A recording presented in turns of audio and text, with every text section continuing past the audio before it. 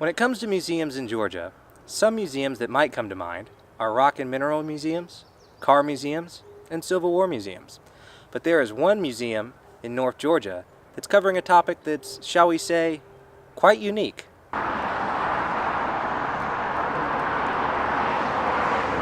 I am a big Bigfoot nut, and I became an investigator back in 2010.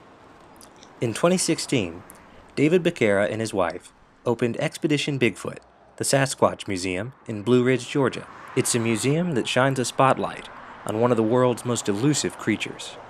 We just noticed there was such a lack of family-orientated attractions up here, where grandma, grandpa, and all the kids and mom, dad could all come together. So we kind of just put our brains together and we said, let's make our own family attraction. We joined it with Bigfoot. One might be shocked to find out how active the Bigfoot population in Georgia really is. There's probably 40 up on that board just covering the North Georgia area. That's just what we know so far. It's probably 1/100th of it. Becerra himself has had quite a few sightings and encounters of his own.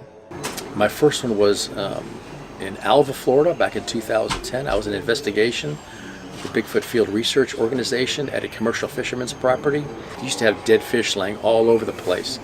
And he actually cleaned up his act, and this thing got mad and started banging on his doors. As we showed up the next night, pitched a tent, thermal vision. It was actually not one, it was two, a bigger one and then a little bit smaller one. And they stood behind two trees and just peeking at us from behind trees. One would peek and the other one would peek and they'd go back. I also had one bluff charge me the Green Swamp when I was checking all my trail cameras I had along a power line route. And something came completely unglued in the swamp. I don't know what, I didn't see it, but I have a pretty good idea because it sounded like a Sherman tank. The ways in which people have responded to the museum has been quite remarkable.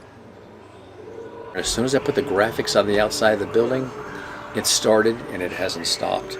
Because people in Georgia, when they see a Bigfoot, they don't tell anybody.